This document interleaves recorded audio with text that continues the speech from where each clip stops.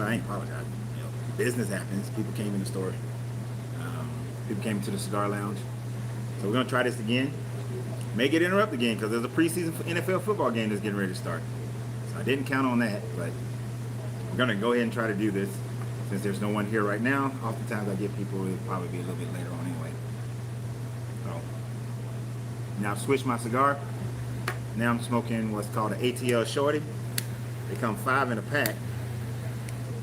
And it has a vanilla and honey. It's a vanilla and honey, and it's all the way through. 5 and a 10, $5 each. Nice cigar by Big Boys with a Z here in Atlanta. So we're gonna try it again. If you was on the first one, let me know. My popcorn shop is now closed, so they shouldn't be calling me. So now it's only if somebody comes into the cigar lounge. But we'll try to make this work, okay? Now, we're just gonna go ahead and get started. I want to appreciate everybody who supports the channel, Patreon, people who became members and joined the channel, everybody who super chats. I greatly appreciate all of you guys. So we're gonna go ahead and try to do this live. I'd rather do live than just shoot a video and edit and all that kind of stuff because I like talking to y'all. So tonight we're gonna talk about how Ruth never existed. And to some people they may say, why is that important? Why would Ruth's existence be important? Because if you've read the story of Ruth and you understand the story of Ruth, from Ruth and Boaz, you get the line of David. From the line of David, you get Jesus. So if there is no Ruth, and the Bible actually lets you know that there actually is no Ruth, then you do not get a Jesus. Right? Now, I've never heard a Jewish scholar argue this point. Maybe there's one that's out there that has. But without Ruth, you don't get King David. But that's probably why a Jewish scholar would not have argued this point, because they need King David in order for their story. But without Ruth, without King David, there is no Solomon, there's no Jesus. So for all my people out there who are walking away from Christianity, and you still sometimes may vacillate a little bit, or for my people who have definitely walked away, and you just want to arm yourself with more information, or you're just curious, I'm going to show you tonight how the Bible shows you that Ruth could not have existed. It's an impossibility. Based on what the Bible actually says. You got nothing to do with what I say. It's what this Bible is saying. So to first get that, we have to establish something. People know the story that Ruth got with Boaz, and they know some of the, most of the story. But there's a concept in the story, a part of the story that people just never really focused on, and then they don't connect later on with verses in Numbers, in the book of Numbers. Now, before anybody talks about timelines, you have to look at the fact that the book of Ruth was written around 1445 to 1405 BCE. The book of Numbers was written 1030, 1001 BCE. So there is over a 400-year gap between Ruth and the book of Numbers. And evidently, those authors in Numbers forgot to, or did not realize, that they need to go back and do some fact checking, so that they can do the edits. Ruth should have never been considered a Moabite woman. She should never have been considered that. And I'm going to show you how in Numbers, and I said that backwards, Numbers was written 1445 BCE, around that time frame, and Ruth was written around 1000 BCE. So 400-year difference between the writing of Numbers and Ruth, because Numbers was written for the time of Moses. But I'm going to show you how Numbers, when you read Numbers, you got to say, and you accept Numbers, if you accept the book of Numbers, then you cannot accept the book of Ruth. And if you cannot accept the book of Ruth, then you cannot accept Psalms and David. And if you cannot accept Psalms and David, you cannot accept Solomon. You cannot accept Solomon. You cannot accept Jesus. That's just the way it works, because you have to follow the crumbs of the information that's being provided. And this is buried in a crumb. It's buried in a crumb. I'm going to show you that crumb in detail. If you was on here earlier when the popcorn shop needed me, and customers came in here. Don't give it away yet. Don't give it away. All right. So let's establish who Ruth is, where she comes from. So in the first chapter, first verse of Ruth, it says, in the days of the judges' rule, there was a famine in the land. So a man from Bethlehem in Judah, together with his wife and 2 sons, went to live for a while in the country of Moab. The man's name was Elimelech, and his wife's name was Naomi, and the names of their 2 sons were Mahlon and Chilion. They were Ephraimites from Bethlehem, Judah, and they went to Moab to live there. So we established they went to Moab. 2 sons and a wife and a father, no wives to the sons yet. When Naomi heard in Moab that the Lord had come to the aid of his people by providing food for them, she and her daughters-in-law prepared to return home from there. When the 2 daughters-in-law, she left the place where she had been living and set out on the road that would take them back to the land of Judah.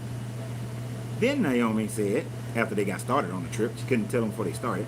Then Naomi said to her 2 daughter-in-laws, go back, each of you, to your mother's home, their mother's home. May the Lord show you kindness as you have been shown kindness to your dead husbands to me. May the Lord grant each of you. I skipped something. I did skip something, sorry. Go back up. At the end of verse 2, they went to live there. Now, Elimelech, Naomi's husband, died, and she was left with her 2 sons. They married Moabite women, one named Oprah and the other Ruth. After they had lived there about 10 years, both Mahlon and Chilion also died, and Naomi was left without her 2 sons and her husband. So right there is enough to establish that Oprah and Ruth, the wives of Mahlon and Chilion, were Moabite women. Right? So we got that. They're Moabites. Now we know as that story goes on, Ruth decides to leave. She tells the daughters, go back, each of you, to your mother's home, meaning to go back to Moab. They set out on the road, and he says, go back to your home. Oprah decides to go back to Moab for the Moabite people, whereas Ruth decides to go with Naomi. And then we know the rest of that story. They struggle. She get with Boaz. She converts over to Judaism. Well, she converts over to Judaism beforehand. Notice she didn't convert over to Judaism when she was married. She converted over to Judaism once she decided to leave with Naomi. So she was still worshiping, and that's a key factor too. She was still worshiping her gods, right? She was still Moabite, still a Midianite, right? And it says so in here. When she tells Ruth that your people will be my people and your God will be my God. What's up, Jason? I see you, Jason. Okay.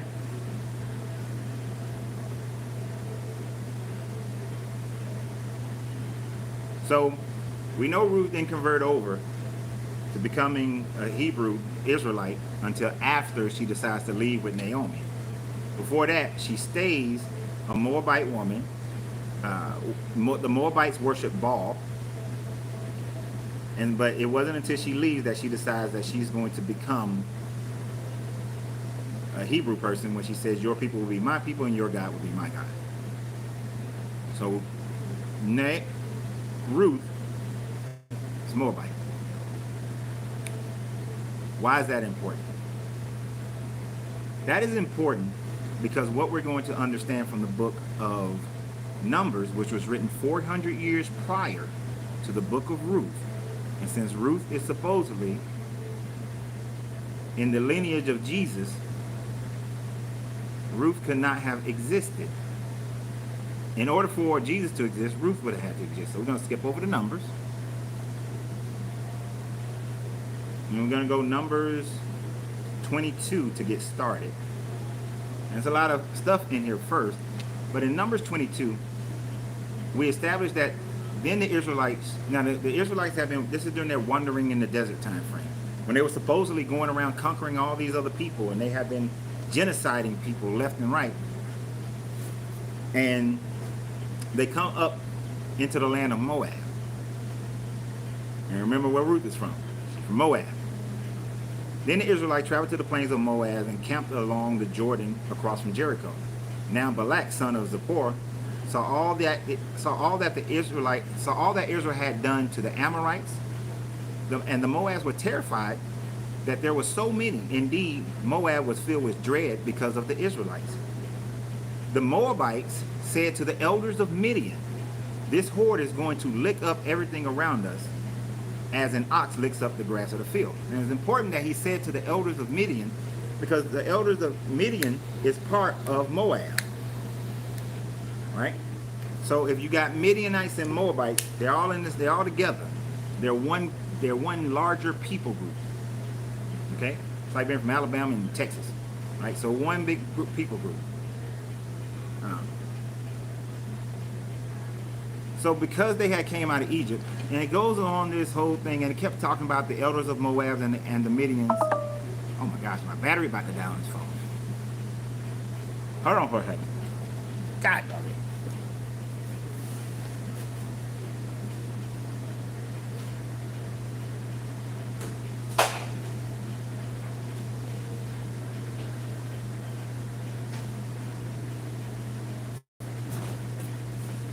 Now somebody might come on here and be like, "Oh, see, you're talking about the Lord, and the Lord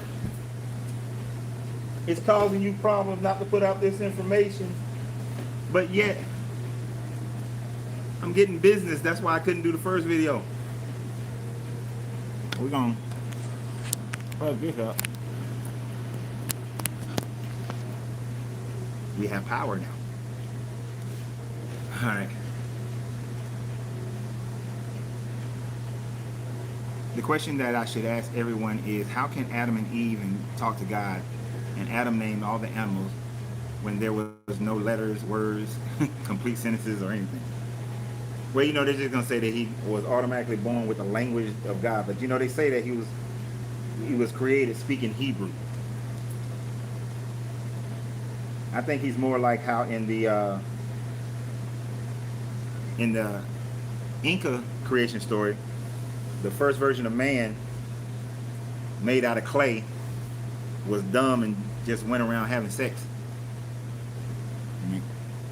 No, the first version was made out of clay, and they couldn't turn their neck or close their eyes, and they died. The second version was made out of wood, and they just went around having sex, and they turned into monkeys. I would have put Adam in that category. But that's not what we're talking about tonight, so we're going to keep going with this, though, sir. No disrespect, but I want to get this before people start coming into the cigar lounge. So, the elders of Moab and Midian sent out for a message for Balaam to come and put a curse on the Israelite people. But we go through this whole process with Balaam, and he's on his donkey, and the donkey sees some angels, and he beat the hell out of the donkey, and then the donkey started talking, and Balaam never was like, "Oh shit, the donkey talking," and then lost his mind, but he was just like, "Oh, the donkey talked," and now I see the angels.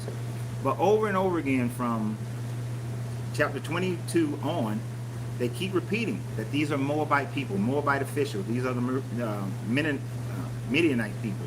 That these are one and the same people that are terrified about the Israelites. And because they have destroyed the Amorite people, according to the story, even though there's no archaeological evidence that shows that they went through this 40-year period destroying over 300 cities and genociding all these different groups. So you get that continuously as Balaam is telling them more that if they rise up against Israel, if he curses Israel, then they would. You don't want them to crush the Moabite people. And Balak and Balaam keep going back and forth. They send about 4 or 5 messages between each other. of Balaam, saying that the Lord has come to me and told me not to put a curse on these people. So where does this problem occur? Well, the problem begins to occur when you get to Numbers 25. Numbers 25 is the beginning of the problem. It's not the whole thing about Balaam and Balak.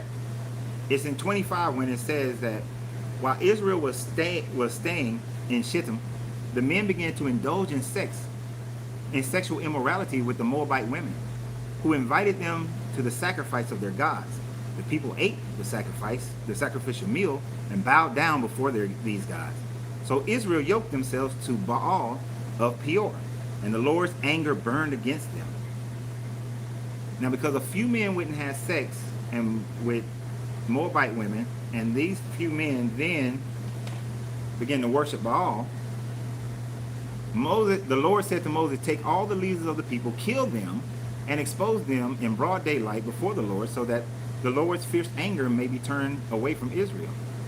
So Moses said to the judges, each of you must put to death those of your people who have yoked themselves to Baal and Peor. Okay, but then this evil God goes a lot further, right? Because then it says that then an Israelite man brought into the camp a Midianite woman. And remember, the Midianites and the Moab is the people of Moab. The Midianite woman, right before the eyes of Moses and the whole assembly of Israel, while they were weeping at the entrance to the tent of meetings. When Phinehas, son of Elzar and son of Aaron, the priest, saw this, he left the assembly and took a spear in his hand, and following the Israelite into the tent, he drove the spear into both of them, right through the Israelite man and into the woman's stomach. Then, now, you would think you've already killed all the men who went and had sex with Moabite women, who then began to worship Baal, and then, hey, white people, why? Who began to worship Baal, and then when a Israelite man had the audacity, the unmitigated gall to bring a Midianite woman right before the eyes of Moses, they followed him, stabbed him in the back with a spear and through the stomach, stabbed him through the stomach, him and the woman, the Midianite woman, this Moabite woman, that would have been enough. But it says, no, then the plague against the Israelite was stopped.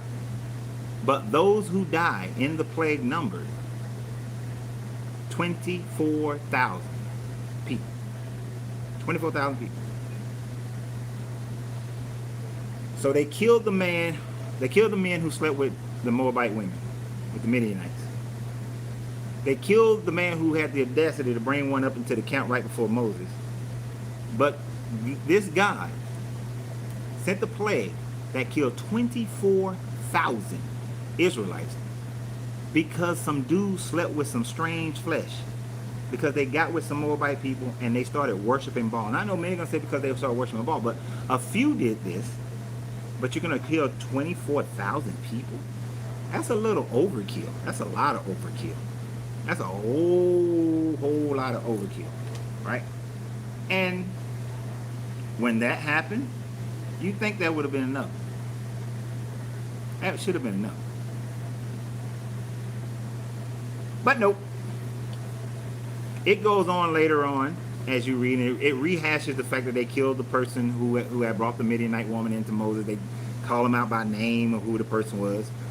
But in 16 it says, then the Lord said, treat the Midianites as enemies and kill them. They treated you as enemies when they deceived you in the Peor incident, involving their sister Cosby and daughter of the Midianite leader. Well, the daughter of the Midianite leader, the woman who was killed when the plague came as a result of that incident. So now Moses is being told to go kill all the Midianites. That's what the story says. Then in 26, they wanted 12,000 people from each clan, where they talk about the number of people, the different families, and all that kind of stuff. It has nothing to do with this portion of what we're talking about. And talk about these other people's families and how Joshua will succeed Moses. And then it talks about the daily offering and then this offering on the Sabbath. So it talks about God wanting a barbecue and how you get the trumpet of the festivals and the festivals of the tabernacle and that sort of thing. And then, so it's talking about go kill the Midianites, but then it skips around and said, no, we're gonna change, right? And talk about some other stuff. Then it started talking about how if a woman makes a vow in chapter 30, if a woman makes a vow, but her husband or her father says that nah, she shouldn't have made that vow, then you can cancel that vow. So it talks about the obligation of a woman to her father. And then it jumps back in. See, now this doesn't make sense. If in 26 you're talking about that, you end it with go kill the Midianites, they're your enemy, but you don't talk about that again until you get to chapter 30. But I guess they needed to pad the runtime or something. I don't know what they do that, what that portion was for. But over this 400-year period, they forgot this part. In verse 31 of Numbers, it says that the Lord said to Moses, "Take vengeance on the Midianites for the Israelites. After that, you will be gathered to your people." So Moses said to the people, "Arm some of your men." And this is where he tells 12,000. I need 1,000 people from each tribe. And there's 12 tribes, so there's 12,000 people, right? Right. And so then in verse 7 it says they fought against Midian, as the Lord had commanded Moses, and killed every man. Every man. I want you to focus on that. Every man. Killed every man. Right?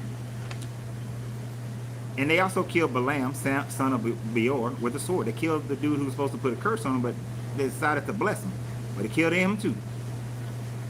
They burned all the towns where Midianites had settled, as well as all their camps.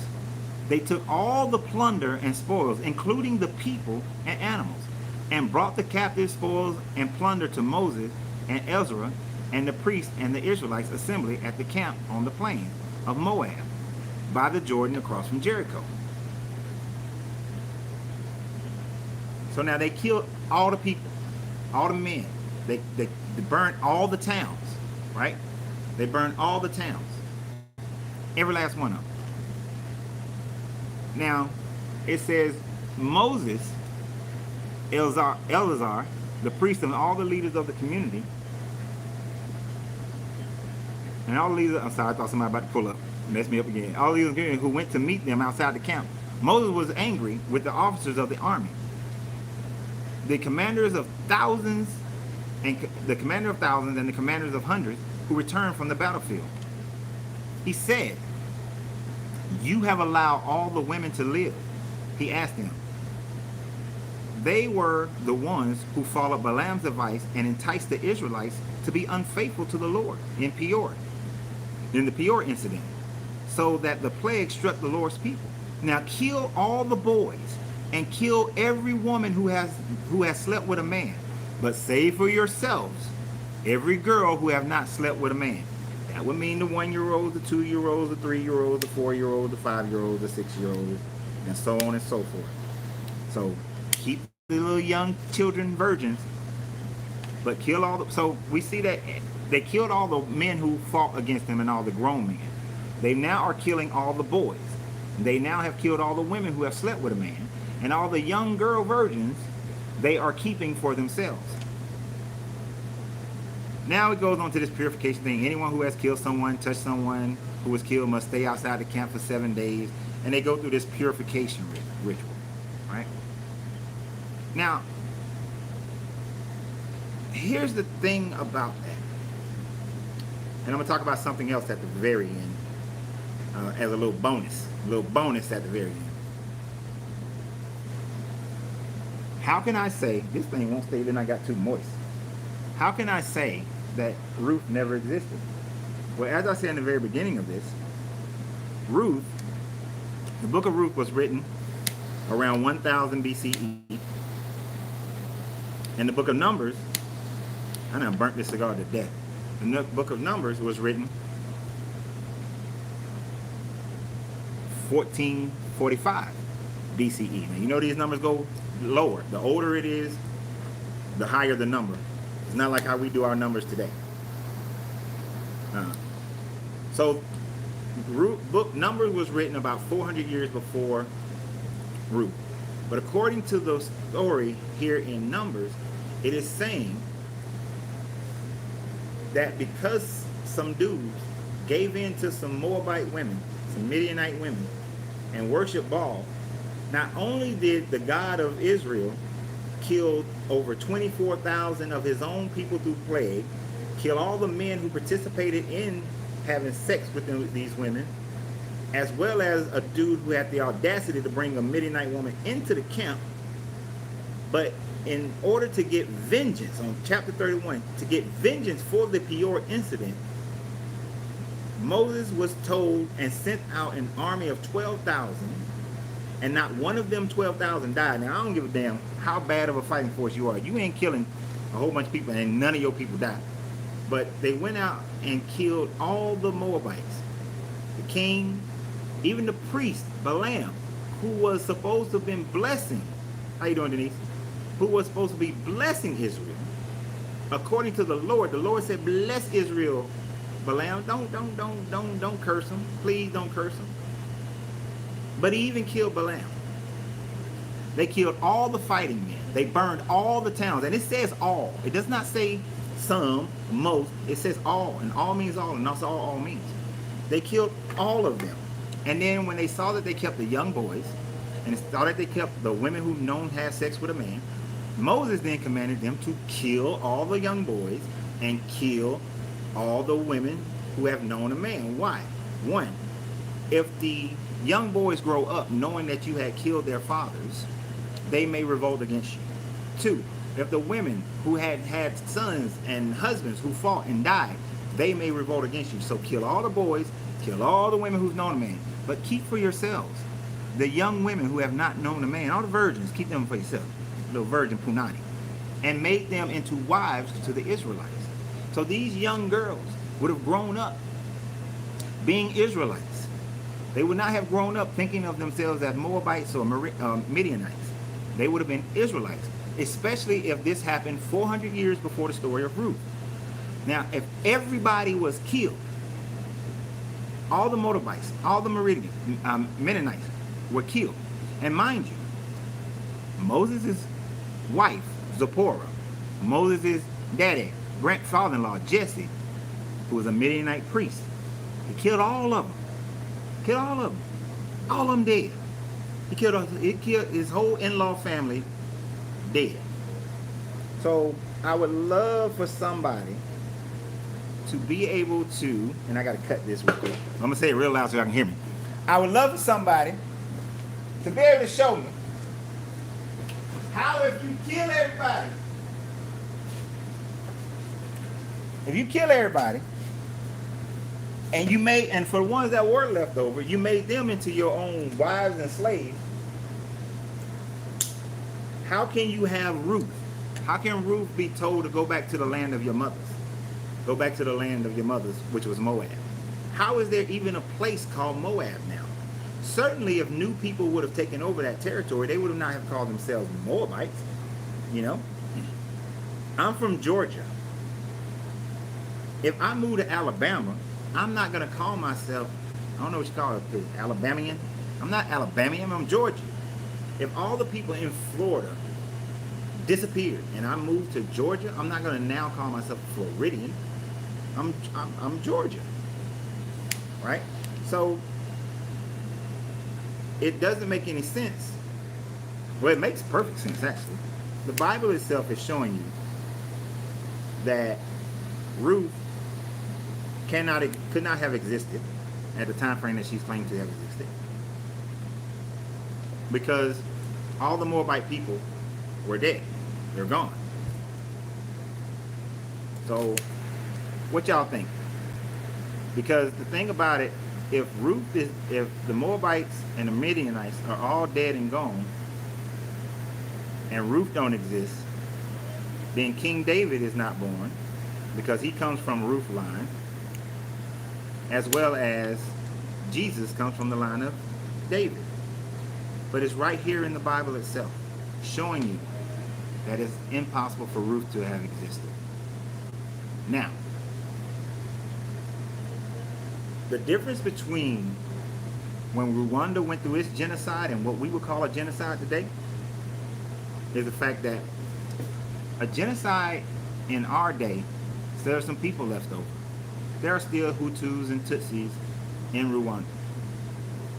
But in this genocide, it says all the men, all the young boys, all the women who have known them, and all the and keep the young virgins as your slaves, as your women, your own.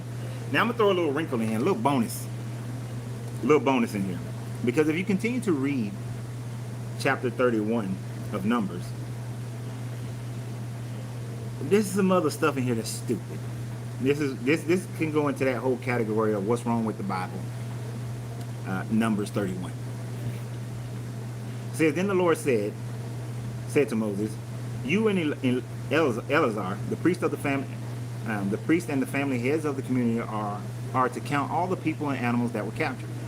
Divide the spoils equally between the soldiers who took part in the battle and the rest of the community.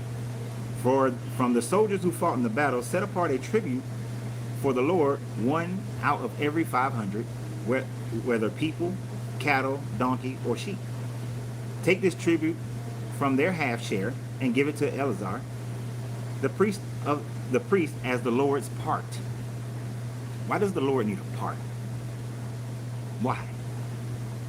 From the Israelite half, select one out of every 50, whether people, cattle, donkey, sheep, or animal, and give them to the Levites who are responsible for the care of the Lord's tabernacle. So Moses and Eleazar, the priest, did as the Lord commanded. The plunder remained from the spoils that the soldiers took were 675,000 sheep, 72,000 cattle, 60,000 donkeys, 32,000 women. I want you to think about this.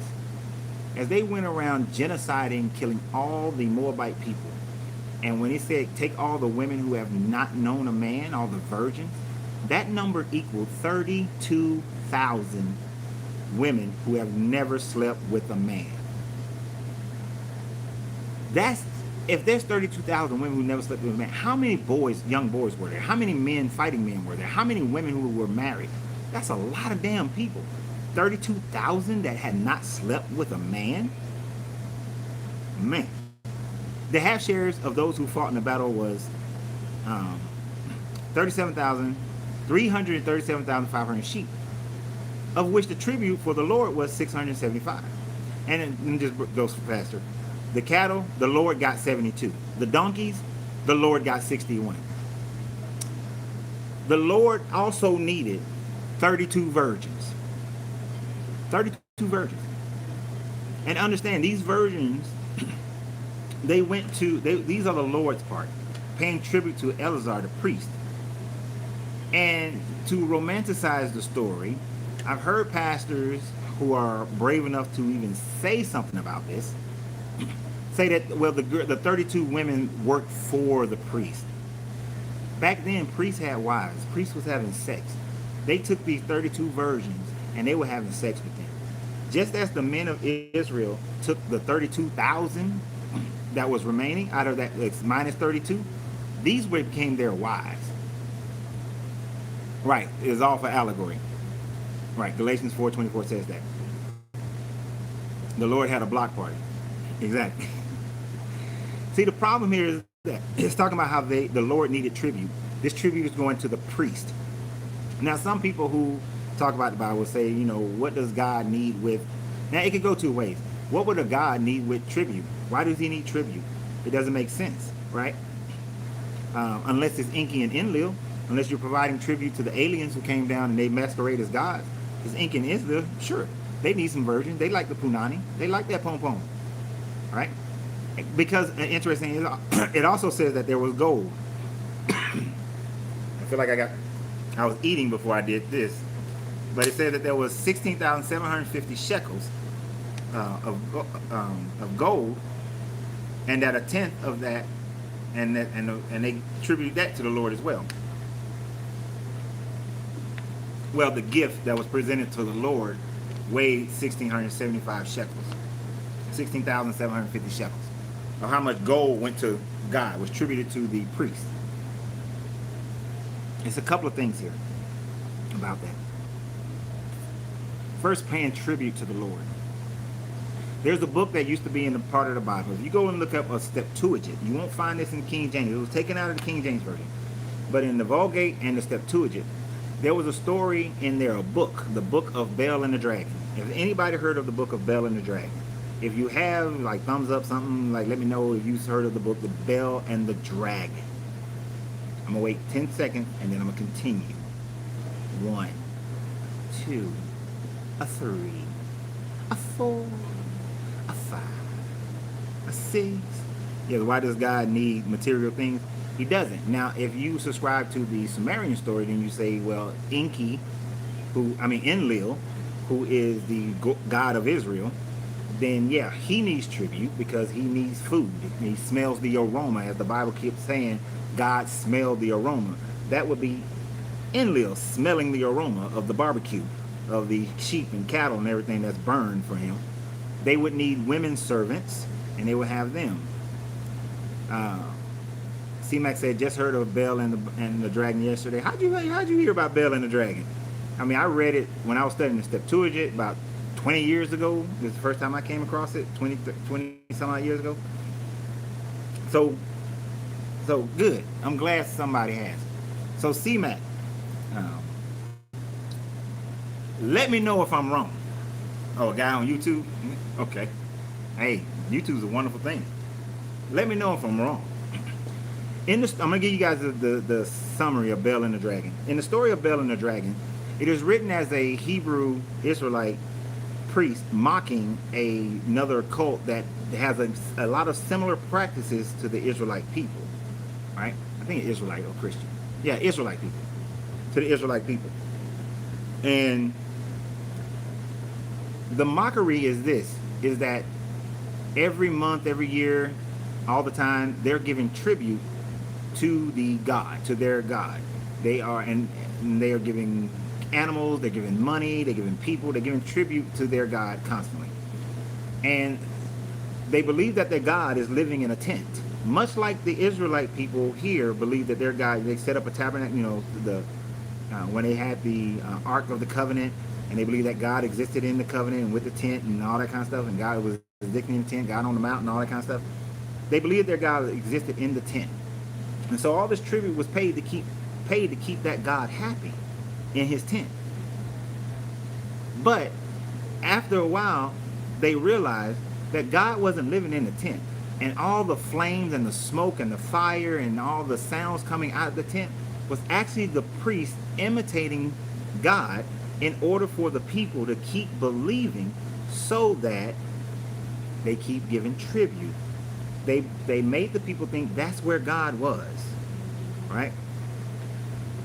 And so the Israelite people were mocking them, saying that your God is fake, but ours is real, because our God does live in the Ark of the Covenant. Our God does live on the mountain, and we got our God, and we give our God tribute, but you guys have a fake one because the priests are faking it. Well, right here, all the tribute is going to the priest of the Levites and the priest of Eleazar. They're getting the tribute. They're keeping the sheep. They got the donkeys. And they got the 32 virgins. Children virgins at that. Yeah, they say that God was a dragon. Right, and that's another thing. Thank you for saying that.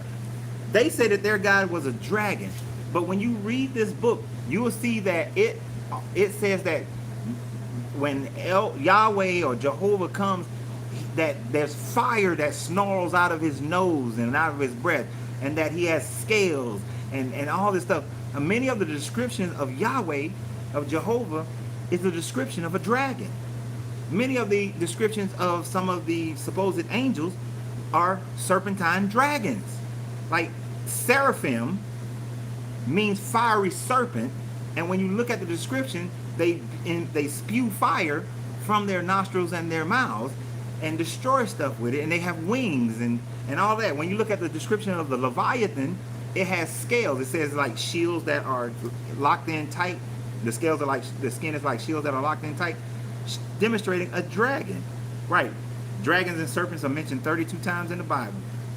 I didn't know the exact number, but yeah, it's all up in there like that. So Yahweh is described as a dragon, but they're picking in the story Bel and the dragon, saying that y'all got a dragon, but y'all got the dragon from the Mulan, the movie Mulan. Y'all got that Eddie Murphy dragon. We got we got the real dragon. We got that Lord of the Rings dragon. That, what was that show here about? Game of Thrones dragon. We got that kind of dragon, big dragon. You know, I'm a dragon, not a lizard. I don't do that tongue thing. That was taken from the Asian culture. True, Asian culture, but cultures all over the world recognize that the serpent represented wisdom.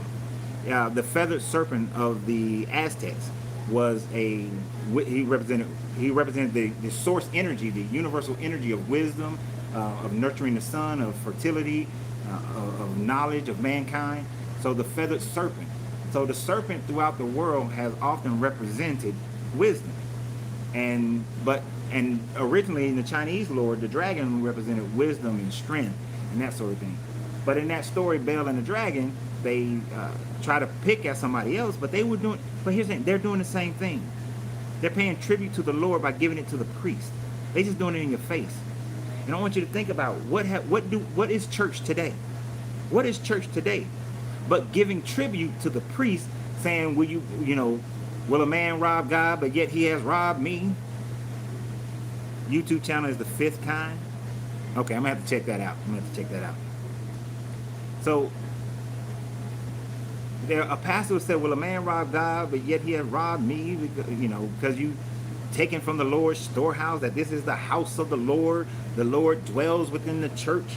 Now they'll now say, if the Lord dwells in the people. Well, if that's the case, if the Lord dwells in the people, then give the money to the people. If you feel like you need to pay some tithes, then pay it to the people. You need to give a car, give the car to the people. But yet they consistently give it to the pastors. You driving away in a hoopty, or you riding the bus, while your pastor's driving away in a Mercedes, right? These pastors up here taking these young girls and having sex with them, just like in this story, what was attributed to the priest was 32 virgins. 32 virgins attributed to the priest. What does it say, Jason? For you know what the blessings are in that verse? Which verse? The one about robbing a man? Will a man rob God by him shaking and pouring over and all that kind of stuff? I know a whole bunch of people been given to the church and they're as poor today as they were before, and they've been tithing like a big dog. I know people lost their houses while they tithe. But it's the same thing here. I can't quote the verses, the blessings, but it don't work. I can tell you that. It don't work. If you want more money, save 10% of what you make.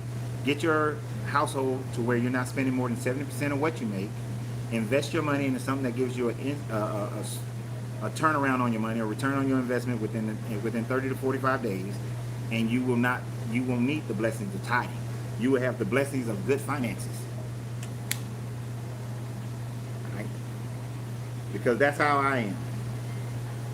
That's how no matter if business is good, business is bad, I've been able to get business back up. And when business goes down, I've been able to get it back up, because as soon as business gets to a strong point where I may have to do some restructuring, I save at least 10% of what I make in order to continue doing business. I don't tithe, but I saved my money and I was able to reopen my popcorn shop after going through a couple of bad locations. I don't tithe, but over the last year I was able to save money from the popcorn shop to open this cigar lounge that I'm in. Tithing ain't got nothing to do with it. The windows of heaven in the 7th chapter of Genesis is water and blessings of water. Yeah, I know it says the window, and that's actually a portal. When you look at that word, it means portal. And a portal opens and closes. And the only way you're going to get blessings from it is you take advantage of the portal when it's open. I take advantage of portals all the time. But I don't have to pray to no God. I don't have to pay no tithes. I don't have to give tribute. If I go fight a war, the only tribute I'm paying to is my damn self. I'm not paying a tribute to somebody else. And the church should be giving a tithe to the community. But see, people will go back to these kind of stories and say, oh, see, when you win stuff, when you get money, you're supposed to give it to the church. You see how they gave a fifth, one out of every 50 or whatever the number was, to the priest? You're supposed to take care of the priest. And this, in Buddhism, Hinduism, and Jainism, and many other religions prior to this, the priest was always taken care of by the people. Some to an extreme extent. In Jainism, and this is why I could never be I couldn't do Jainism. It is a sin to kill anything. Anything. Jainism monks, priests walk around with cloths over their mouth just to make sure they don't ingest a bug, because they don't want to kill a bug. They walk carefully to make sure they don't step on any bugs. People have to cook their food because harvesting vegetation is killing the life of that vegetation. And so somebody else has to cook it and give it to them to make sure that they're not, so that that person takes on the sin, but the priest never takes on the sin of killing life. Some people take it to that extreme. These Hebrew people are just taking along that same pathway, that same mindset has been all over the world, where priests have realized that if I can control your belief in the afterlife, then I can get you to do damn near anything I want you to do. The Aztecs were able to convince the people that if I can take you dress you up as one of the and understand the Aztecs were not polytheistic people. I hate when they say that they were polytheistic people. I forgot the name of it, but it's Omatoltec, which is the joining of the masculine and feminine energy, which is the God. Every other and the word Toltec doesn't even mean God in the Aztec, in the Nahua language. It actually means source energy or form of energy. So Quetzalcoatl and all the other Aztec deities that people are calling deities were actually just forces of energy of the creation, of the one creative mind, the one creator, which is masculine and feminine joined together. It doesn't become the one creator until the masculine and feminine join together. So,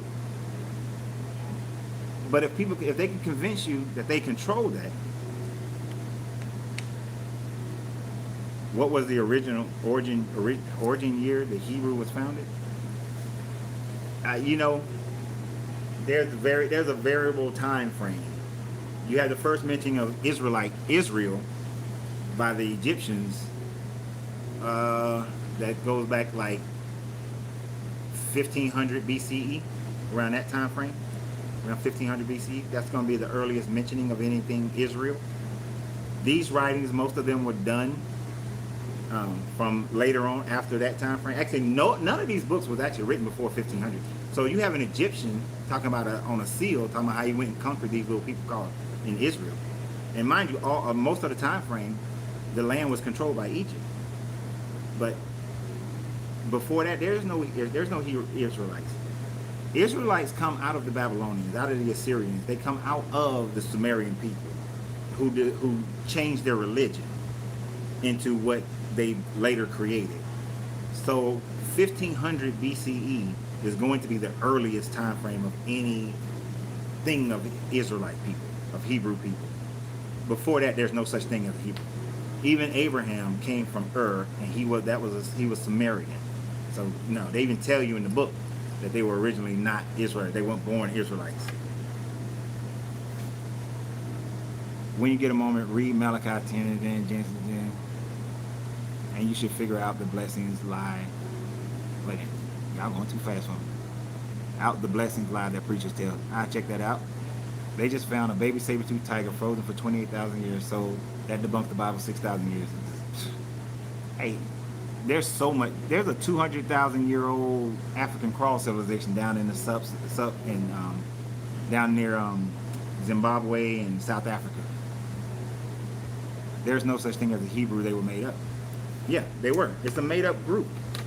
It's like if I decided I'm gonna make some pee and I'm gonna start a group, and if you come and stay with me and live on my compound, live on my land, you're gonna be Reidites, and everybody's gonna be a Reidite, and then we're gonna make up our own stories of our origin. And when we make up our own story, we're gonna make ourselves grand. We're gonna be some bad mamma jammas, boy. We're gonna have a history we're gonna steal from everybody's history. Now, forget the Haitians in 1804. It was the Reidites that overthrew the French and the Spanish and the Dutch and all these people, the Americans and everybody, and created the nation of Haiti. But then we left because we weren't following the Orishas that freed us, so we left. And now we are regrouping. Because essentially that's what these stories are saying. That they were a great people. And then that Yahweh, Jehovah, they kept disobeying Yahweh, Jehovah, and then they got punished and had to go up under captivity. But then they became great again. But then they were punished again. And it's like a cyclic story. And depending upon when these books are written, determines how well taken care of they were. Yep, they wrote themselves into the Bible. Exactly. Wrote themselves right on into it. I mean, these people were promised to have this land. And if you think about it, that's what they're over there doing right now. They're going in and taking Palestinian land, saying that, well, this is our land because it was promised to Abraham and it was promised to Jacob. It was promised to us. This is our land, so we can take it. And that's what they're using. They're using this book to take people's land who've been on that land. Right?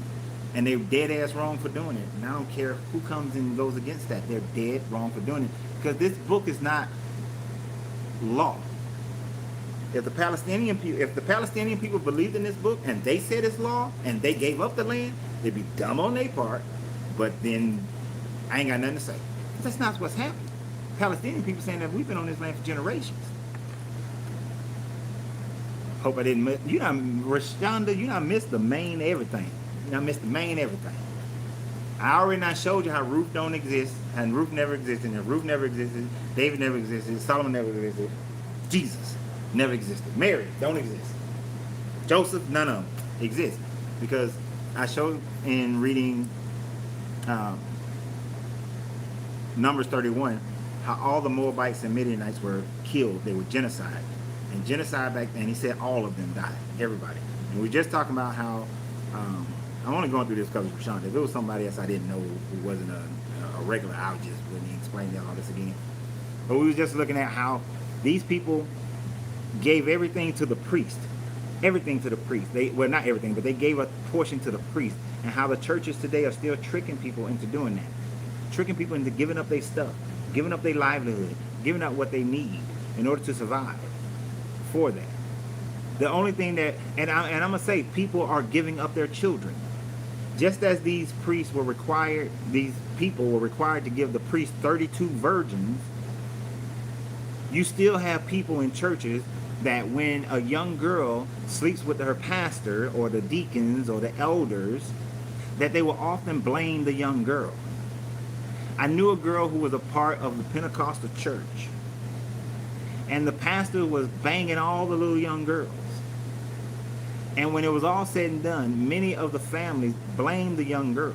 One mother who went against that, her husband divorced her and they kicked her out of the Pentecostal church.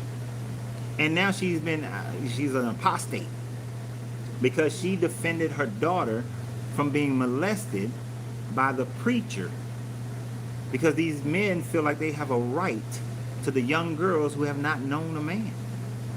And they get that mindset by reading this book where 32 virgins were supposedly given to these priests. And I know it was dramatized in the movie 300, but that was a popular thing in Greek culture. A popular thing in Greek culture is to give young girls to the priest. And they would have sex with them, and they would drug them, and they would do all these things to them until they needed another fresh one. And then they'd get them a fresh one. Right. These are allegories. Yes, all these stories are allegories. But these are the stories that people who read them, you got to understand, when the people was reading these stories, it was in that 600, 500 BCE time frame. It was when you had the northern kingdom of Israel and the southern kingdom of Judah. It was during all this time that these people had these stories, or even before, but they had these stories and they were living by these stories. So in these time frames, when they say that they would give, I know something I was saying earlier, but I'm going to get back to it. When they would give these girls to these priests, that these priests would take them, that it was an honor for you to give your daughter, to give your son to these priests. And we see that happening in the Catholic Church. But that just doesn't happen in the Catholic Church. Because Eddie Long was getting it on right down the street from here. He was, somewhat down the street from here, but he was getting it on. And people validated. People validated constantly. And these people are not immune to it. They're not immune to it. The Aztec used to dress up a warrior, and he would dress up like that, whatever god that they was trying to, appease. And he would live that way for a year. And they would say that, and this is where they're saying that God dwells in the tabernacle, God dwells in the tent. For these people, God also dwelled in that person. If that person dressed, who they assigned to dress up like the God for an entire year, they believe that that God, whether it was Quetzalcoatl or Amatolek, that it dwelled within that person. That person was that God. And then in a year, they would sacrifice that God for the atonement of the people. Sacrifice that person for the replenishment of the sun and the water, the sun, the rain, and the land. They will replenish it because they're trying to make sure this fifth age continues, because they believe that the universe expanded, contracted, expanded, contracted, expanded, contracted, and now it's in its fifth expansion. And to maintain that expansion, that they had to kill somebody every year who represented that God as a sacrifice to keep the people, to keep the sun doing what it does, the rain and the earth, and keep the people's atonement. Sounds like a little Jesus-y. Sounds a little Jesus-y to atone for the people and keep everything going. But that's what the Aztec taught, and they had no contact with these people. No contact with these people. But that's what they was believing too. I think this kind of thing is a disease in the minds of people who want to control people, who can't just look at nature and recognize how nature works, and see that the creation is all in nature. You don't have to kill anybody. You don't have to give anything to anybody. No, this is all a bunch of bull. And it's sad that the book itself demonstrates how much bull it is. Like a man had posted earlier, Galatians says to take all this stuff for allegory. These people don't take it for allegory. They might tell you that. Some of these Jewish people may tell you that, yeah, it's all allegory. But those people who are trying to take Palestinian land, they don't believe it's allegory. They believe that is their right by God. They believe that King David lived. They believe all the stuff that they get. They believe that they have the relics, and they do relic worship. They'll say that, oh, this is where Peter died, and that's why they built the Vatican. And they go worship those relics. They believe that if they touch these relics, that it will be a blessing to them. Because somewhere in Isaiah it says a man touched the bones of Isaiah. I think it's in Isaiah where it said touched the bones of Isaiah and the man came alive. Somebody was reincarnated. Well, not reincarnated. It was necromancy. They came back to life after being dead because they touched Isaiah's bones. That some people were healed because they touched a handkerchief, one of Paul's handkerchiefs or something. These people believe that these relics have power. So relic worship became something that they do. The Vatican has 53 miles of artifacts under the Roman temple. It sure does. And here's the thing. As I think it's been about 15, well, I know I first heard it 15 years ago. The Vatican Library is very difficult to get an audience, a true audience, where you can study something. You have to write a whole bunch of stuff. It may take you 7-8 years before you can get a chance to do it. But now they won't let you read anything that's older than 1939. Anything that's older than that, you can't read it unless you get like super permission to do so. Because they're hiding a lot. They're hiding the true information. They're hiding the fact that that this is all a copy, a forgery of other religions, and keeping it to themselves. And because they keep in control. You see how these priests are keeping control over the people by making sure that they give them their tribute as if before the Lord. And if you don't do it, then the Lord will be displeased with you. You see how earlier in this story, it talked about how a couple of dudes slept with a Moabite woman and 24,000 Israelite people caught plague because of that. Maybe they got the plague because you got about 1 million people wandering around the desert with horrible sanitation. Y'all in the heat. You got rotten meat and rotten milk and all this stuff that y'all are walking around with. And maybe y'all got a whole lot of bacteria growth going on. And that's why you have plagues. It wasn't because of the Midianite women. But instead you say that the Lord told you to go kill them. Right? The Lord told you to go kill these people. So this is a bunch of BS, man. But I wanted to get this video back out to you guys. I know the earlier one got messed up. because I was working. But yeah, they want the people to live in fear. If I can keep you living in fear, then I can keep you. But I want you guys to recognize that life is about you understanding yourself. I do like the Aztec teaching of how the masculine and feminine came together and created everything, created the whole universe. And the universe is always renewing itself. But you don't have to sacrifice anybody to renew yourself. You can renew yourself, and the Bible does say it's a renewing of the mind. I give it credit for that one. Because it is a renewing of your mind, a constant renewing of your mind. Elevating your spirit man, and I mean that as a man, like not a dude, but your spirit man. Understanding the of masculine and feminine energies coming together to birth the child. Of circulating and rotating that energy through your sexual energies to be able to continue to renew yourself and gain wisdom, to let go of fear, shame, and guilt, to recognize that we are all connected and that you will lose love and gain new love and be open for that. That you can see visions beyond what's been put in front of you so you can connect everything together so that you can truly get to your greatness, right? Exactly, understanding the greatness of you so you can truly get there. I was talking, the gentleman who came in and interrupted the first video, we sat here and talked for 3 hours. And part of that 3-hour conversation was just about how all religions is a system of control. And in order for you to get past that, you have to be able to connect the dots to see how it's controlled. But until you let go of a Western mindset, until you let go of your conditioning, you can't see that because you're always going to refer back to it. It's okay to refer back to these kind of books for you to gain a little bit of wisdom, if you can read between the lines, but mainly so you can see the BS so that your mind stays clear, so that your understanding remains clear, so that you don't get caught back in it. Because if you believe that you got to pay tithes in order to be successful, go talk to a Jewish person about that. Go talk to a Buddhist person. Go talk to a Hindu person. I'm saying pay tithes to a Christian church. Go talk to somebody of a different religion. Matter of fact, go talk to an atheist who's very successful in their life, whether it's through money, whether it's through love, through family, through health, whatever they are successful.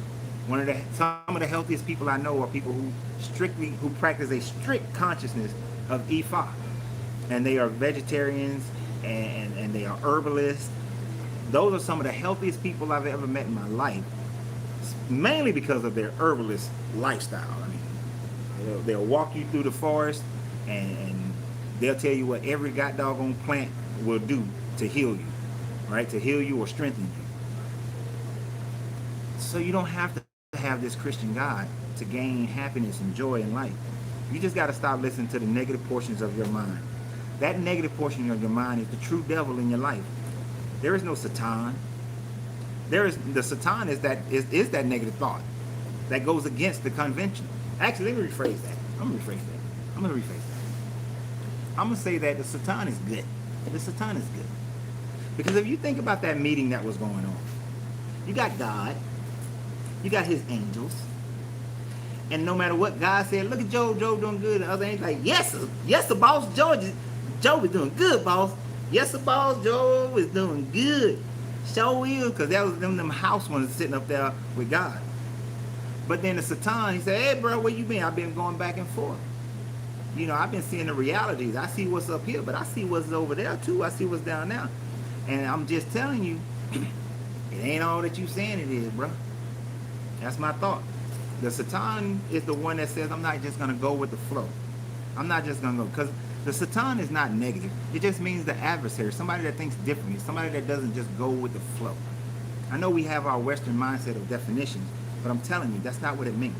It's not what it means. And you ain't got to believe me, but that's just what it means. Look at the story itself. The Satan is not a bad dude. If the Satan was the devil, then how is he in heaven? Can't be. Doesn't work that way. Can't be. If you go by the story, the devil's supposed to be in chains and locked up on earth. How's the devil up there? God can't be where there is evil. How is he up there? Satan's not a negative thing. The serpent in the garden, it's not negative. Serpents are great. It means wisdom. Source energy of wisdom. The serpent said, I don't want you to be dumb like God wants you to be. I want you to have wisdom. I want you to have knowledge. That's what Enki taught. I want you to have knowledge. I want you to have wisdom. I want you to know about yourself, know about your divinity inside. That's what the serpent was trying to get across. And the morning star, Lucifer, the morning star, that's just an astrological thing. Venus is the morning star. It's the brightest star in the sky right before the dawn. And the brightness of Venus is overtaken by the actual sun, S-U-N. So, oh mighty, oh how you have fallen, mighty, you know, fallen like this, you know, oh Lucifer, how you have fallen, like the morning star. It's because they thought it fell out the sky. That's how stupid they were. Well, they ain't gonna say stupid, they were ignorant, they just didn't know. But it was astrological. Jesus is called the morning star in Revelations. Just saying. And that morning star, you will find that in almost every other culture. Because all the northern hemisphere cultures, that's what they saw. They saw Venus rise first, and then the sun rose and overcame. And I'm going to do you guys one better. I'm not going to do it in this video because it takes too long to do. We're going to do a video about the Baphomet. And I'm going to show you how the Baphomet, although adapted by the satanic church, the Baphomet is not satanic. Right? Unless you just want to use the term that's satanic, meaning going against the norm, going against what all the other sheep want to go by. But the Baphomet, which is why Jesus is holding the same position, one hand up, this symbol, you see the Jesus painting with this, and the other hand is down low like that. I'm going to show you how the Baphomet is not evil. It's not. Just because some people made it that way. But, and just to go ahead and give you a prelude to it, this hand up means man's higher consciousness or good. This hand down means man's lower consciousness or negative. And it's about balancing the two. Balancing between goodness and punishment. Balancing between love and hate. Balancing between, it's balance. That symbol, that hand signal means balance. If someone who, in yoga and in Buddhism, there's a meditation where you do one hand up, one hand down, like that. And it means that you are inviting wisdom into your mind. That's what that means in Buddhist meditation. You're inviting wisdom into your mind, right? It's not evil. It's not evil. It's not at all. And I'm gonna do a video soon explaining all the symbolism of the Baphomet so that y'all can stop that nonsense. And as promised, I'm gonna do one about secret societies as well. Got a lot to do. All right, but I gotta go. Y'all have a great night. Remember, you gotta free yourself to be yourself because your greatness is non-negotiable. Good journey, good vibration. I appreciate everybody being here. Subscribe to the page.